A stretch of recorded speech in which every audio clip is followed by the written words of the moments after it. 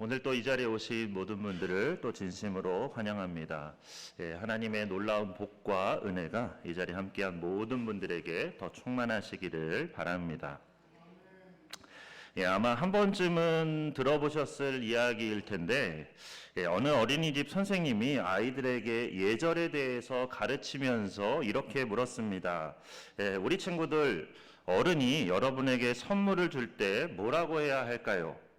끝에는 다자로 끝나는 말인데 그러자 아이들이 너도 나도 막 손을 들면서 대답했습니다. 고맙습니다라고 해야 됩니다. 감사해야 합니다라고 해야 됩니다. 이렇게 막 크게 외쳤습니다. 그런데 그때 구석에서 곰곰이 생각하던 한 아이가 이렇게 크게 외쳤습니다. 아유, 뭘 이런 걸 다. 그죠? 이 아이가 자라서 나중에 초등학생이 되었을 때 어떻게 됐을까요? 아마 이렇게 되지 않았을까 싶습니다. 옆집 아주머니가 사과를 주셨습니다. 뭐라고 인사를 해야 할까요? 뭘 이런 걸 다. 정말로 초등학생 답안지에 이렇게 쓴 아이가 있다고 합니다. 참 기발한 아이디어죠. 나중에 크게 될 아이입니다.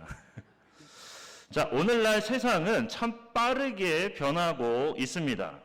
그래서 지난 50년보다도 앞으로의 10년이 더 많은 변화가 있을 거라는 그런 예측이 있습니다. 이처럼 세상은 빠르게 변하고 있는데 그 중에서도 가장 빠르게 변하는 나라를 꼽으라고 하면 역시 우리나라를 꼽을 수 있습니다. 이 자리에 계신 분들만 해도 일제강점기부터 시작해서 한국전쟁과 막 새마을 운동, 이런 큰 역사들을 경험하신 분들이 또 이 자리에 계십니다. 이처럼 우리나라는 지난 100년간 정말 유례를 찾아볼 수 없을 정도로 놀랍게 변화한 나라입니다. 그래서 오죽하면 6.25 때 참전한 그 외국 군인들이 다시금 우리나라를 방문했을 때 이 나라가 정말로 그때 그 폐허가 됐던 나라가 맞는가 이렇게 묻는 사람들이 참 많습니다. 그만큼 우리나라가 몰라보게 달라졌다는 것이죠. 그런데 이렇게 빠르게 변하다 보니까 안타까운 것은 뭐냐면 옛 추억의 장소들이 많이 사라져 간다는 것입니다. 예전에 놀던 그런 장소들이 많이 없어졌죠. 재개발 등으로 인해서 지역이 발전하는 것은 좋지만 한편으로는 어렸을 때 놀던 그런 추억의 장소들이 많이 사라져가는 게 참 안타깝게 느껴집니다. 그리고 이렇게 많은 변화가 있으면서 확실히 예전보다는 우리가 살기는 좋아졌다고 말할 수 있습니다. 제가 경험하지 못한 그 이전 세대를 말씀드리기는 제가 좀 그렇고 제가 경험한 것들을 말씀을 드리면 요즘은 이제 도시가스나 우리가 기름 보일러 등을 사용해서 난방을 하죠. 하지만 제가 어렸을 때만 해도 주로 연탄을 많이 사용을 했었죠. 그래서 고등학생 때까지 연탄을 사용을 해가지고 그래서 어렸을 때 그 연탄불 꺼트리지 않으려고 얼마나 노력을 했는지, 이게 구멍이 또 이렇게 다 맞으면 이게 연탄이 빨리 타가지고 구멍에 안 맞추려고 이렇게 비껴서 돌려가지고 막 넣고 그 꺼지면 또 번개탄 사러 저 밑에까지 내려가야 되고 참 많이 골치가 아팠습니다. 게다가 요즘이야 수도꼭지 틀면 뜨거운 물이 곧바로 막 콸콸콸 나오지만 예전에는 이제 그런 게 없었죠. 그래서 저 고등학생 때까지 겨울에도 찬물로 샤워를 했습니다. 그래가지고 지금 하라 그러면 못하죠. 당연히 못합니다. 근데 어떻게 찬물로 샤워를 할 수 있냐면 가을부터 시작해서 계속 찬물로 샤워를 하면 그러면 한겨울에도 할 수가 있습니다. 그렇다고 해서 도전하실 필요는 없으시고 그래서 정말로 찬물로 그렇게 샤워를 했습니다. 그렇다고 안 씻기는 그렇고 씻어야 되니까 찬물로 샤워를 그렇게 했었습니다. 그런데 요즘에 우리에게 그렇게 다시 살라고 하면 아마 그렇게 살 수 있는 분이 거의 없겠죠. 그만큼 우리가 살기가 좋아졌고 이전보다 더 그렇게 살기가 좋아졌고 아마 저보다 더 이전 세대를 사셨던 분들은 정말 세상이 많이 좋아졌다는 것들을 더 많이 느끼실 겁니다. 그런데 이렇게 살기는 좋아졌는데 그렇다고 해서 우리가 옛날보다 더 행복해졌느냐? 그렇게 묻는다면 그렇다고 답하기에는 참 많은 어려움이 있을 것 같습니다. 최근 넷플릭스에서 나온 드라마 중에 이런 드라마가 있습니다. 정신병동에도 아침이 와요. 혹시 이 드라마 아시는 분 계시나요? 잘 모르시는군요. 너무 TV를 안 보시는군요. 뭐 안 보셔도 좋지만 어쨌든 뭐 문화 시대가 어떻게 흘러가는지는 좀 아는 것도 좋을 것 같습니다. 이 정신병동에도 아침이 와요라는 이 드라마는 이제 대학병원 내에 있는 정신병동에서 일어나는 그 일들을 다룬 드라마인데, 드라마 같은 어떤 문화라는 것은 이제 그 시대를 반영하는 그런 작품들이 많죠. 그래서 사실 예전 같으면 이런 정신병원 이야기를 드라마에서 그렇게 다룬다는 것이 상당히 이상했을 겁니다. 그러니까 제가 어렸을 때만 해도 정신병원 하면 그렇죠. 정신병원 하면 언덕 위에 있는 하얀 집. 그렇죠. 정신병원은 딱 그런 곳이었습니다. 언덕 위에 있는 하얀 집. 그래서 인적이 드물고 사람이 자주 가지 않아야 하는 그런 장소였습니다. 그런데 요즘은 이제 정신병원에 대한 인식이 좀 많이 달라졌죠. 예전처럼 정신과 진료를 받는 것에 대해서 거부감도 많이 줄었습니다. 그래도 아직까지는 좀 거부감이 있지만 예전만큼은 아니죠. 자, 그렇게 이제 정신과 진료를 받는 것에 대한 거부감들이 많이 줄어든 이유는 그 이유 중에 하나는, 그러니까 어떻게 보면 이제 가장 큰 이유라고도 할 수 있는데, 그만큼 오늘날 정신질환자들이 많아졌기 때문입니다. 그래서 이 드라마 안에서도 이제 비슷한 내용이 언급이 되고 있는데, 오늘날 여러 다양한 정신질환자들이 늘어나고 있고, 그 중에서도 가장 많은 사람들이 앓고 있는 병, 가장 많은 사람들이 병원을 찾고 있는 그 병이 바로 공황장애라고 합니다. 아마 연예인들이 공황장애에 걸렸다, 그런 이야기는 많이 들어보셨을 거예요. 근데 저는 예전에 어렸을 때 처음 이 공황장애라는 말을 들었을 때 좀 다르게 생각했습니다. 공황장애? 그래, 뭐 김포공항 같은 데 가면 그래, 뭐 공항이 워낙 넓으니까 뭐 장애가 생길 수 있겠지. 뭐 그렇게 생각을 했는데, 공황장애는 이제 그런 게 아니죠. 공황장애는 뚜렷한 근거나 이유 없이 갑자기 심한 불안과 공포를 느끼는 그런 공황 발작들이 계속해서 되풀이돼서 일어나는 그런 병입니다. 그리고 그때 느끼는 그 불안과 공포는 거의 죽을 것 같은 그런 두려움이라고 말합니다. 그러니까 뭐 경험해보지 않은 사람들은 모른다고 이야기를 하더라고요. 그런데 경험해본 사람들은 정말로 너무나 죽을 것만 같은 그런 너무나 극심한 공포라고 말합니다. 그래서 그때 느끼는 그 불안과 공포 때문에 상당히 많이 힘들어 한다는 거죠. 겉으로 보기에는 너무나 멀쩡한데 그렇게 공황장애를 앓는 사람은 너무나 끔찍한 그런 고통을 겪고 있다는 것입니다. 과거에 비하면 우리는 훨씬 더 편안하고 풍족한 시대에 살고 있지만, 오히려 우리의 정신과 마음은 이렇게 예전보다도 훨씬 더 피폐해지고 말았습니다.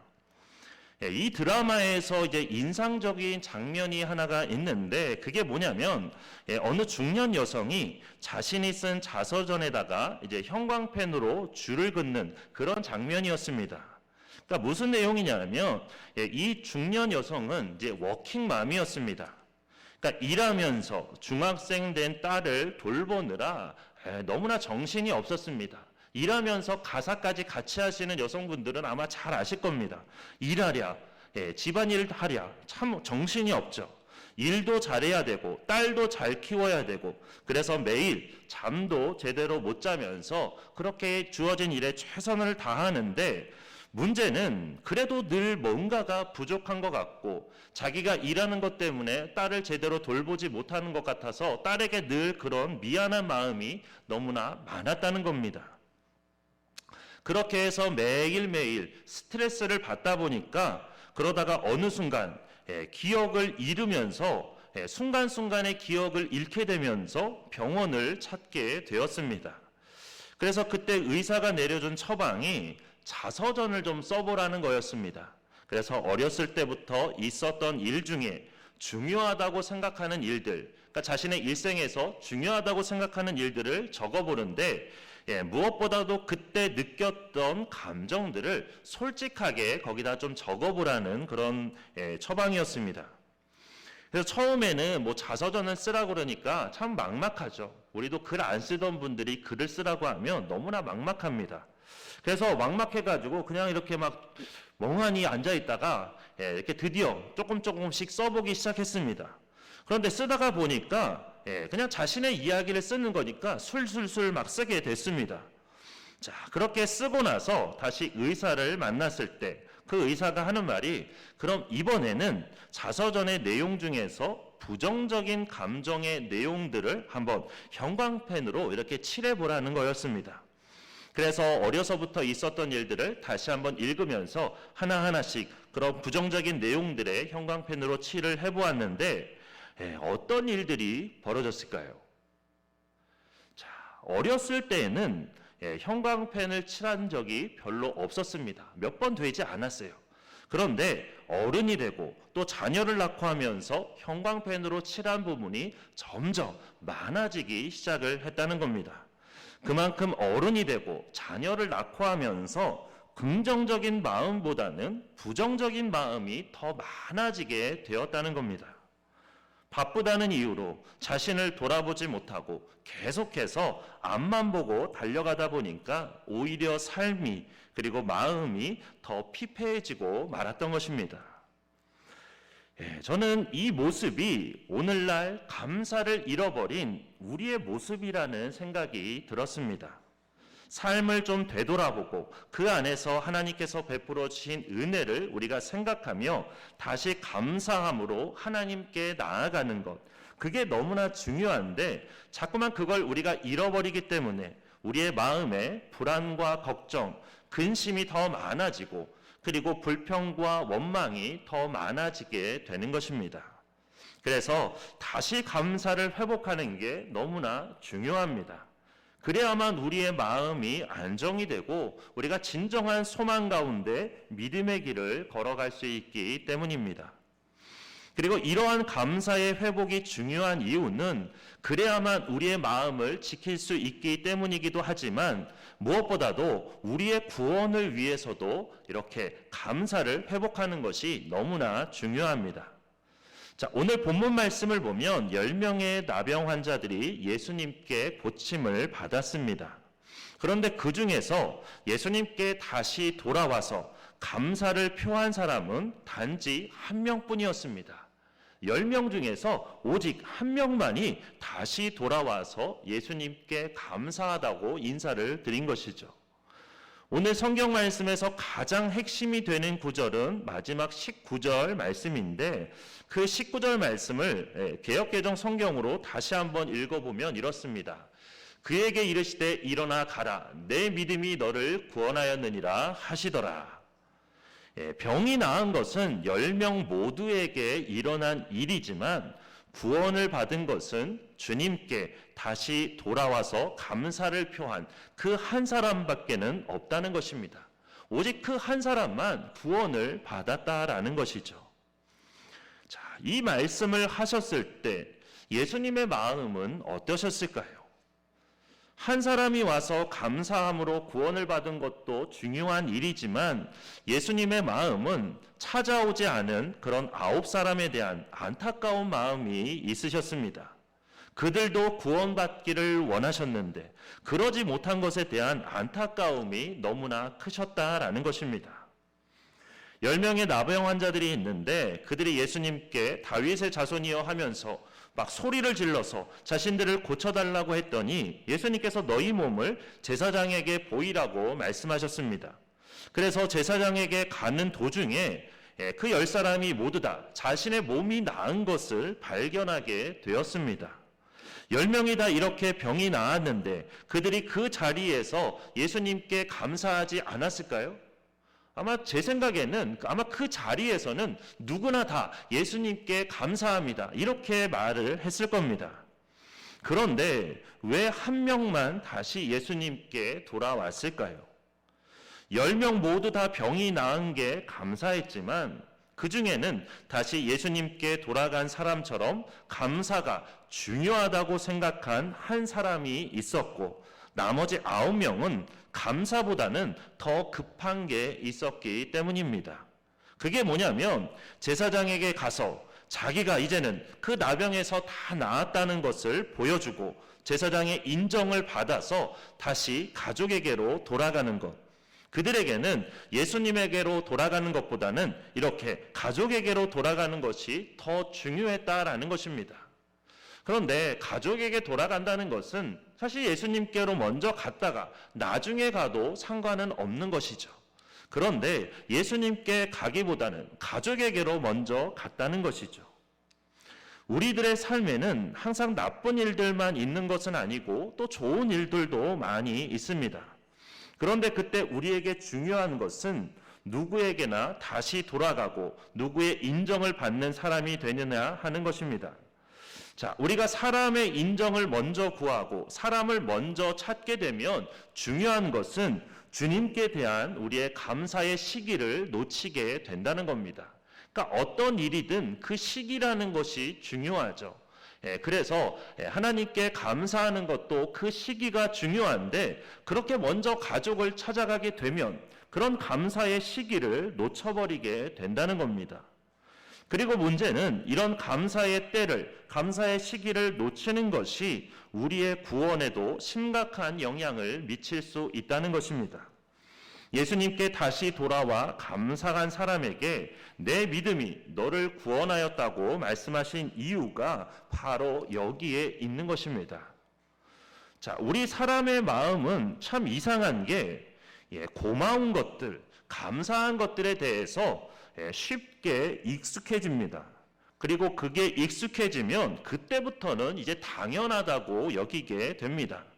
그래서 집에서들 아마 늘 경험하실 거예요. 우리 아이들이 엄마에게 막 이거 해주세요, 저거 해주세요. 되게 당연하다는 듯이 이야기를 하죠. 밥 차려주고 빨래해주고 다 당연하다는 듯이 생각을 하는데 사실 부모님께 감사해야 될 일이죠. 나를 위해서 그렇게 고생하는 것 감사해야 될 일인데 자녀들은 그게 너무나 계속되다 보니까 그냥 너무나 당연하게 생각을 하는 겁니다. 자, 그렇게 당연하다고 여기는 그 순간부터는 이제 감사가 사라지게 되는 겁니다. 자, 그런데 이런 감사가 사라지고 나면 그냥 감사만 사라지는 게 아니라 그 자리를 무엇이 대체하게 되냐면 이제는 불평과 불만이 대신하게 됩니다.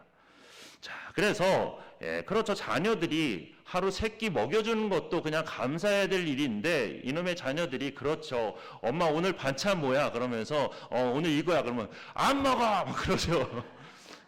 그냥 며칠 굶겨면 다시 먹을 텐데 차마 그러지는 못하겠고 그렇게 또 불평과 불만이 자리를 잡게 된다는 겁니다. 자, 우리 교회는 이제 그렇지는 않지만 많은 교회들이 식당 운영 때문에 참 어려움을 겪는 교회들이 참 많습니다. 자, 주일에 교회에서 점심 식사를 하는 것이 그러니까 솔직히 이게 참 어려운 일입니다. 그러니까 많은 사람들의 식사를 매주 준비한다는 것이 정말 힘든 일입니다. 그런데 그게 이제 당연한 일이라고 생각을 하게 되면 그때부터는 이제 불평과 불만이 나오게 되는 거죠. 그래서 반찬이 이게 뭐냐, 왜 싱겁냐, 왜 짜냐 이렇게 불평과 불만이 나오면서 봉사하는 분들의 마음을 어렵게 하게 되는 겁니다. 뭐 차량 봉사도 그렇고 찬양대 봉사도 그렇고 교회의 모든 봉사가 다 마찬가지입니다. 왜 이렇게 하냐, 왜 저렇게 하냐. 우리가 지적을 하기 전에 먼저 힘들게 봉사하는 만큼 먼저 수고하는 것에 대해서 우리가 감사하고 위로하고 격려하며 기도해야 하는 것입니다. 그래야만 교회가 더 하나 되고 주님의 능력이 그 안에서 나타나게 되는 것입니다.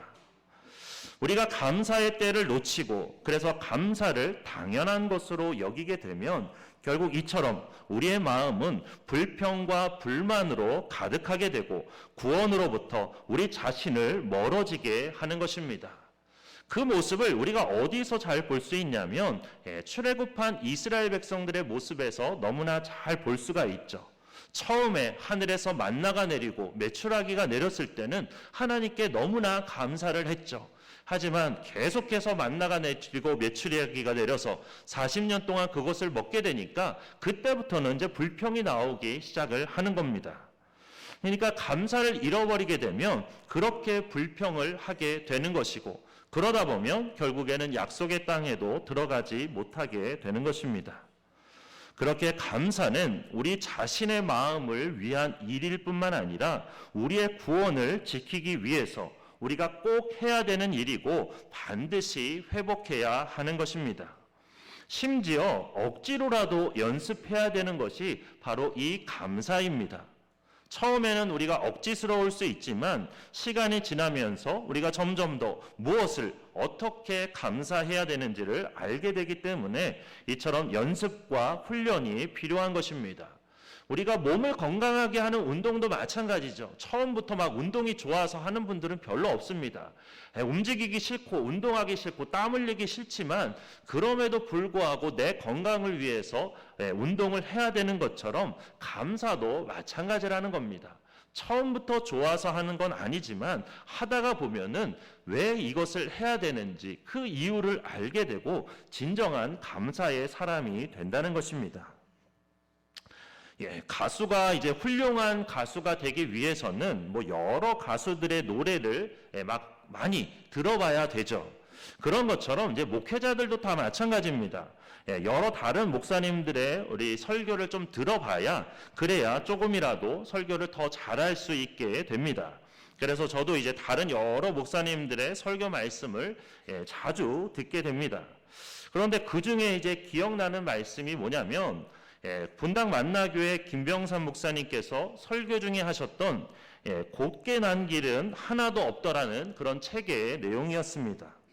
그러니까 배경락 목사님이 쓰신 책인데 이 책의 내용 중에 이제 한샘 치고라는 그런 제목의 글이 있는데 이런 내용의 글이었습니다. 한번 제가 읽어드릴 테니까 한번 잘 들어보시기 바랍니다. 결혼 초기에 한샘 치고 집사님을 알게 되었다. 집사님은 모든 것을 살 때 한샘 치고 계산법으로 구매하였다. 이를테면 가족들이 사과를 만족스럽게 먹으려면 10개 정도 사야 한다고 하자. 그러면 집사님은 10개를 먹었다 셈치고 5개만 샀다. 우리가 사과 10개를 사야 만족할 만큼 먹을 수 있지만 10개를 먹었다 셈치고 5개만 먹자. 사과 5개도 없어서 못 먹는 사람들이 많다. 아이들에게 이렇게 말을 하면서 사과 5개의 값을 한샘 치고 주머니에 넣는다. 그리고 돈이 어느 정도 쌓이면 그것으로 어려운 사람들을 돕는 데 사용하였다. 이분은 큰 회사의 이사로 있으면서 늘 좌석버스를 타고 출근했다. 그러다 문득 좌석버스를 탄 셈 치고 조금 일찍 일어나 일반 버스를 타자라는 생각이 들었단다. 그리고는 버스 소비의 차액을 남을 돕는 데 사용해야 되겠다고 결심했다. 그분이 회사를 가기 위해서는 매일 육교를 건너야 했는데 육교에는 소경거지가 국어라고 있었다. 집사님은 아무 생각 없이 육교를 건너 다녔다. 그런데 일반 버스를 타던 첫날 그 거지를 만났을 때 버스비의 차액으로 그를 도와줘야겠다는 생각을 했다. 주머니에서 동전을 꺼내 주려다 생각을 고쳐먹었다. 거기를 지나다니는 수많은 사람들이 동전 몇 푼을 던져주는데 자신만큼은 그렇게 해서는 안 되겠다고 싶었던 것이다. 집사님은 얼른 육교를 내려가 조그만 구멍가게에서 우유 하나와 빵 하나를 사서 거지에게 다가갔다. 거지 앞에 쭈그리고 앉아 그의 손을 따뜻하게 잡아주었다. 거지의 손은 굳은 살로 투박하였고 제대로 씻지 않아서 때가 덕지덕지 묻어 있었다. 집사님이 이렇게 말했다. 선생님, 이 추운 날 식사도 못 사셨을 텐데 여기 우유와 빵을 사왔으니 좀 드세요. 그러자 기적이 일어났다. 소경거지가 눈을 뜬 것이다. 동그랗게 눈을 뜬 거지와 집사님의 눈이 마주쳤다. 아주 짧은 순간 두 사람은 어찌할 바를 몰랐다. 일생 소경 행사를 하면서 구걸하던 거지는 이렇게 자기 손을 잡으며 먹을 것을 주는 사람을 처음 만난 것이다. 처음에 집사님은 기적이 일어난 줄 알았지만 이내 상황을 파악하고는 오히려 더 미안한 마음을 가지게 되었다. 나중에는 내가 소경 눈을 뜨게 한 사람이라고 껄껄 웃으며 이야기하셨다. 집사님의 처남은 서울대 경제학과를 나와서 큰 사업을 하고 있었다. 잘 나가던 때 강남의 큰 아파트에 떵떵거리며 살았다. 그러나 경제가 어려워지고 사업이 부도가 나서 하루아침에 길거리에 나앉을 처지가 되었다. 한샘치고 집사님은 가족 회의를 하였다. 지금까지 우리 가족은 60평 아파트에 살면서 편안함을 누렸다. 그런데 처남의 가족은 지금 거리에 나앉게 되었다. 우리가 60평에 산다 셈치고 30평짜리 아파트로 살면 어떻겠는가? 평소 늘 한샘치고를 실천하던 아버지의 뜻을 거역할 가족은 없었다. 결국 그는 60평 같은 30평 아파트에서 행복하게 살고 있다. 물론 그 후 처남은 사업을 다시 일으켰고 지금은 잘 살고 있다. 17만 원을 받던 전도사 시절 한샘치고 집사님을 만나 대화하면서 나는 큰 도전을 받았다. 남을 도와주는 것은 돈이 남아서가 아니라는 사실을 깨달았고, 그렇다고 내가 마땅히 누려야 할 것을 다 포기하면서 도와주라는 의미는 아니다. 여기까지만 읽어드리겠습니다. 우리가 사실 이 집사님처럼, 이 한샘치고 집사님처럼 그렇게 똑같이 살기는 우리가 어려울 수 있습니다. 그건 저도 못할 것 같습니다. 하지만 일주일에 한 번 정도는 우리가 그렇게 할 수 있지 않을까 하는 그런 생각이 듭니다. 일주일에 한 번만이라도 한샘 치면 우리들이 할 수 있는 일이 아마 좀 많아질 것 같습니다. 오늘 본문 18절 말씀을 보면 하나님께 영광을 돌리러 돌아왔다라는 그런 표현이 있습니다. 이 10명이 모두 다 나음을 받았는데 그 중에서 하나님께 영광을 돌리러 돌아온 사람, 하나님께 감사하기 위해 돌아온 사람은 단지 한 사람뿐이었습니다. 감사는 이처럼 돌아보는 것에서부터 시작이 됩니다. 우리의 삶을 돌아보는 것, 지금까지 나의 삶을 인도해 주신 하나님의 그 은혜를 우리가 돌아보기 시작할 때, 그리고 그 은혜와 사랑을, 그리고 감사를 다른 사람과 나눌 때 우리의 삶에는, 그리고 우리의 마음과 입술에는 하나님을 향한 감사가 더 넘쳐나게 될 것입니다. 그리고 그러한 감사는 우리의 영혼의 만족함을 느끼게 하며 우리를 영원한 하나님의 나라로 이끌 것입니다. 그렇게 무엇을 가졌기 때문이 아니라 우리의 삶을 우리가 돌아보면서 이미 우리가 받은 하나님의 은혜로 인해서 잃어버린 감사를 회복하고 우리가 이웃과 함께 나누면서 하나님께서 주시는 영혼의 만족함이 우리 안에 풍성하게 되기를 주님의 이름으로 축원합니다. 함께 기도하겠습니다. 사랑의 하나님, 참 세상이 빠르게 돌아가는 그런 시대가 되었습니다. 너무나 많은 것들이 쉽게 변하고 하나님, 그러나 그런 세상 속에서 살면서 우리의 하나님 겉은 편해졌을지 모르지만 오히려 우리의 마음은 점점 더 피폐해져 가는 것들을 우리가 느끼게 됩니다. 하나님, 이런 때일수록 우리가 우리의 삶을 되돌아보게 하여 주시고 우리가 잃어버렸던 그 감사를 다시금 되찾게 하여 주시옵소서. 하나님, 우리가 가진 것 때문에 감사하는 것이 아니라 이미 하나님께서 우리에게 베풀어 주셨던 그 모든 은혜들을 우리가 되돌아보며 다시금 하나님께 감사함으로 나아갈 수 있도록 인도하여 주시옵소서. 그래서 우리가 감사하며 나아갈 때 하나님 또한 우리가 어려운 이웃들을 도우며 그들에게도 우리의 감사를 함께 나눌 때 하나님께서 주시는 더 큰 은혜가, 만족함이 우리의 삶 가운데 가득하게 되리라 믿습니다. 하나님, 그렇게 이제는 우리가 불평과 불만, 걱정과 근심, 염려 가운데 살아가는 것이 아니라 이제는 감사를 회복하여서 우리 안에 주시는 하나님께 그 감사의 마음, 평안의 마음, 기쁨의 마음이 우리 안에 더욱더 차고 넘칠 수 있도록 인도하여 주시옵소서. 성령 하나님께서 우리를 붙들어 주시고 인도하여 주실 줄 믿고 감사드리며 예수 그리스도의 이름으로 기도드립니다. 아멘.